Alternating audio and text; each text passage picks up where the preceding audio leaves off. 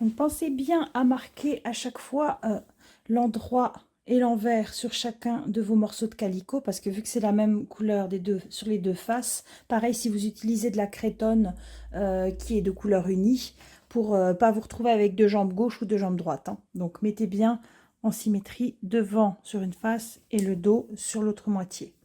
Reportez bien vos pinces, et là maintenant on va commencer par assembler les pinces sur le devant et les deux pinces de dos, et ensuite nous viendrons monter notre pantalon. Petite astuce pour bien aligner les pinces. Donc là j'ai l'envers face à moi, l'endroit est de l'autre côté. Je viens superposer les deux lignes, donc je pique dans la ligne ici et ça doit ressortir dans la ligne de l'autre côté. Je repique dans la ligne d'en face et ça doit ressortir dans la ligne ici. Si ce n'est pas le cas, je fais pivoter légèrement le tissu jusqu'à ce que ce soit le cas. Comme ça, j'ai ma pince qui est bien alignée. Et en bas, je viens placer une petite épingle à la perpendiculaire juste sur la pointe. Parce que sinon, on ne voit pas le tracé jusqu'au bout. Évidemment, je vais venir placer mon pied sur la ligne. Je vais retirer cette épingle parce qu'elle est dans le mauvais sens. Hein. Je ne vais pas la laisser ainsi. Maintenant que c'est bien aligné, je vais la remettre dans le bon sens, donc à la perpendiculaire. Vous vous souvenez, on épingle toujours à la perpendiculaire de la ligne sur laquelle on va coudre. Donc, je fais ça. Je couds exprès avec une bobine de fil de couleur foncée pour que vous puissiez voir. Donc, 1, 2, 3. Là, on va faire le point d'arrêt pour les pinces.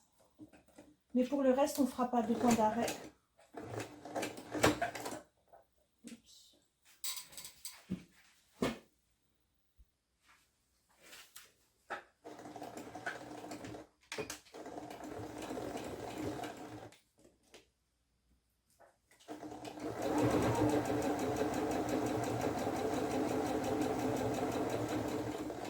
Quand j'arrive près de l'épingle, je commence à la retirer. Au moins comme ça, j'ai un bon visuel sur l'endroit où s'arrête ma pince.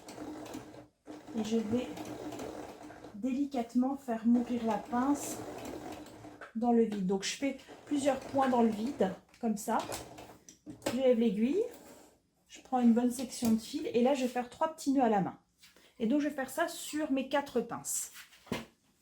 Je vous montre. Donc ça permet d'éviter d'avoir une pointe sur le bas de la pince. Évidemment, il faudrait repasser ces pinces.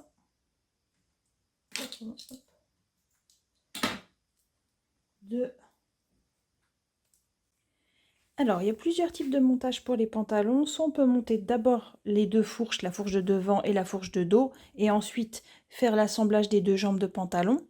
Soit alors on peut faire l'inverse, assembler chaque jambe de pantalon séparément et ensuite assembler la fourche. C'est ce qu'on appelle les coutures dominantes, donc le choix dans lequel on va faire les coutures. Donc là, pour notre exercice, on va faire un montage comme pour les jeans, c'est-à-dire qu'on va assembler d'abord la fourche. Donc la fourche du dos, donc endroit contre endroit, le dos ici et le devant. Attention, le devant, on va mettre un petit repère à 20 cm en haut au niveau de la taille. Et on va arrêter de coudre à ce repère-là. C'est-à-dire qu'on va on va pas commencer à coudre à la taille. On va commencer à coudre à partir de ce repère de 20 cm jusqu'en bas de notre fourche. C'est ce qui va nous permettre de pouvoir enfiler le pantalon, hein, tout simplement. Surtout que c'est un pantalon ajusté, vu que c'est une base. Hein. Donc allons-y. Endroit contre endroit. Je commence par le devant. À partir de mon repère. Donc je laisse une valeur de couture de 2 cm, ce qui va me permettre de pouvoir ajuster si jamais j'ai un souci. Donc,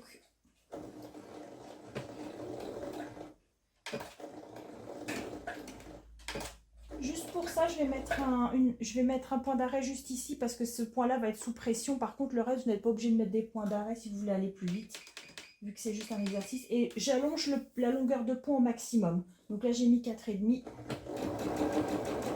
C'est vraiment juste pour bâtir rapidement pour voir ce que ça donne. Hop.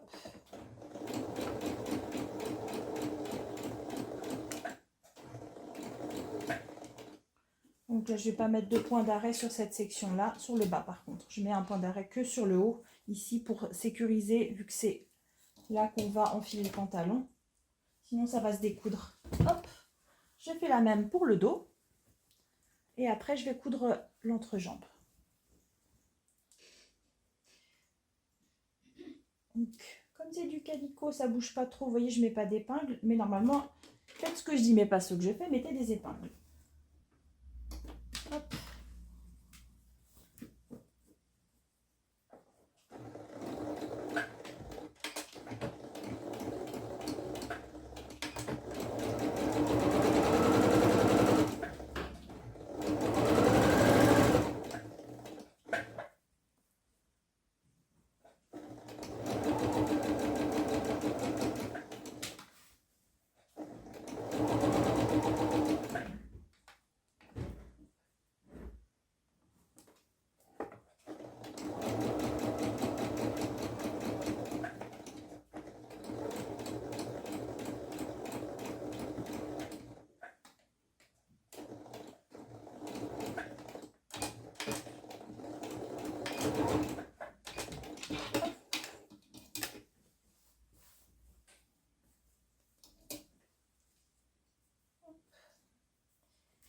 Donc là, j'ai mon dos. Et donc maintenant, je vais venir coudre ici, endroit contre endroit, l'entrejambe. Donc toute cette zone-là, à l'intérieur. Faire bien coïncider les coutures. Alors comme c'est un exercice et qu'on a des valeurs de couture énormes, hein, puisque j'ai mis 2 cm, vous allez juste écarter la valeur de couture. Écarter juste les valeurs de couture comme ceci pour les superposer. Hein. Normalement, on ferait une couture en cornet si on faisait un... ou on ferait d'abord un surjet, peut-être une surpiqûre ou une couture rabattue ou une couture anglaise. Mais là, on va juste platement aplatir la couture, écarter la couture, que ce sera plus facile. Hop, pour aligner tout ceci. Donc vous mettez des épingles sur les extrémités. Là, c'est très important. Et vous, il y a peut-être un petit léger, une légère tension d'un demi-centimètre, voire jusqu'à 1 centimètre de différence entre le devant et le dos. C'est tout à fait normal hein, sur la couture d'entrejambe. Donc vous tendez un petit peu votre tissu comme ceci pour rattraper, pour récupérer ce centimètre. Vous ferez pareil pour le dos. Donc vous épinglez d'abord le milieu et puis l'extrémité. Et ensuite, vous tendez et vous mettez les épingles intermédiaires. Et on fera pareil pour les coutures latérales, donc au niveau des sous-bras. Allons-y. Donc pareil, j'ai une valeur de couture de 2 cm. Hop.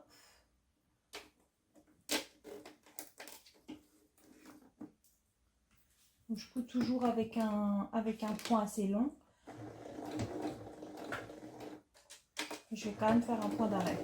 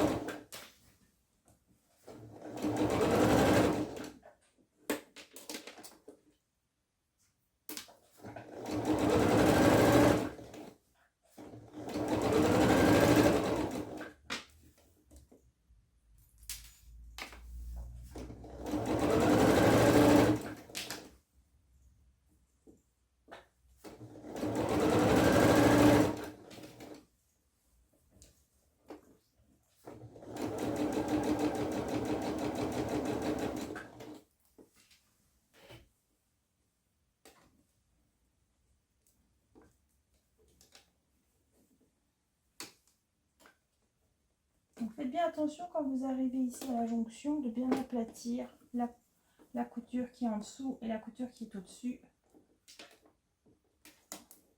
Voilà. Là, c'est bien plat.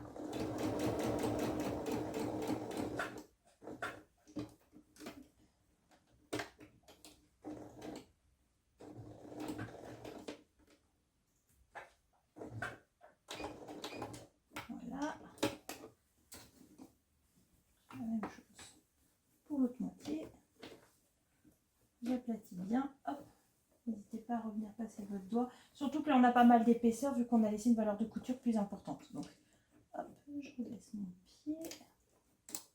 Je retire ma deuxième épingle. Et hop.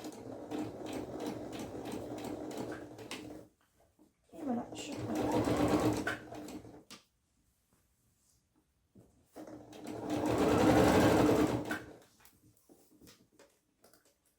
C'est parce que c'est une toile qu'on laisse une valeur de couture aussi importante. Hein. Comme ça, on peut besoin rajouter un petit peu si vous vous sentez plus à l'aise avec une aisance plus grande ou plus petite. Mais c'est pas nécessaire de laisser une valeur de couture aussi importante.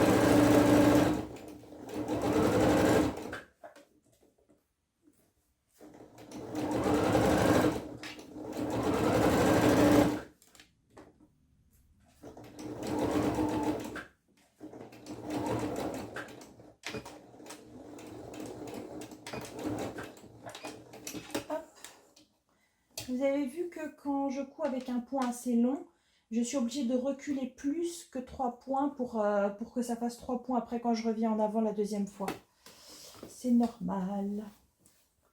Le point d'arrêt, normalement, c'est 3 points arrière, 3 points avant, 3 points arrière. Et ça, c'est valable pour une longueur de pointe de 2,5, pas pour une longueur de pointe de 4,5. Donc là, maintenant, je vais faire la même chose pour les coutures de sous-bras.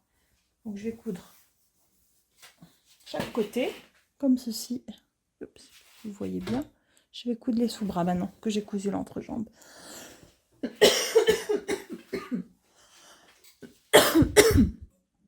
Donc comme pour l'intérieur de la jambe, vous allez voir que vous avez une petite différence de volume entre le devant et le dos. C'est normal parce que la courbe de sous-bras n'est pas identique sur le dos et sur le devant. Donc je vous conseille de commencer par mettre une épingle tout en haut, donc au niveau de la taille, une épingle au niveau du pied, et vous épinglez tout droit à plat jusqu'au genou. Et ensuite, après, vous allez tendre le tissu du devant pour l'étirer un petit peu pour pouvoir récupérer de l'élasticité et rejoindre le volume du tissu du dos. Vous voyez, c'est très légèrement hein, que j'ai fait ça. Vous voyez, il y a une très légère tension ici. Et juste en tirant un petit peu, vous voyez, c'est tout plat. Et donc, on fait ça pareil tout le long de la jambe. Et ensuite, on peut l'assembler. Hop. Donc, toujours à la perpendiculaire. Voilà, hop. C'est fait. Donc, maintenant, je vais pouvoir l'assembler.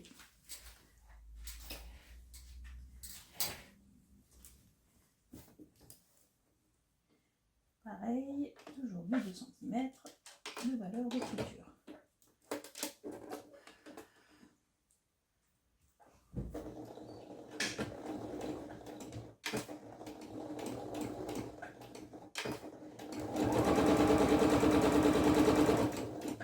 Donc n'oubliez pas de continuer à bien tendre un petit peu votre tissu au fur et à mesure.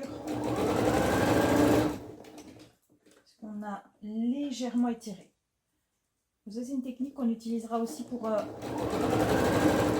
aplatir la tête de manche quand on doit insérer une manche dans une emmanchure. Aussi.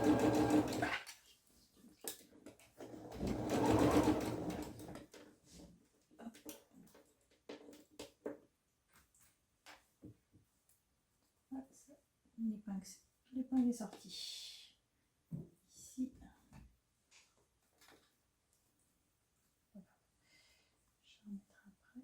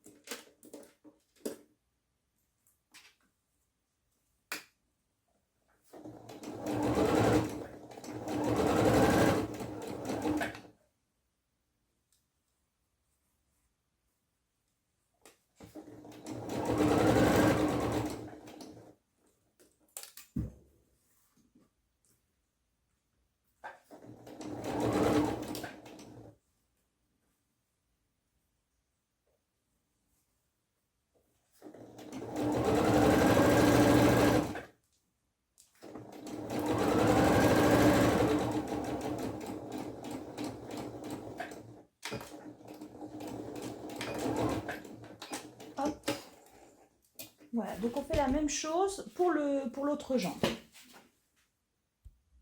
Donc voilà, j'ai fini de coudre ma toile.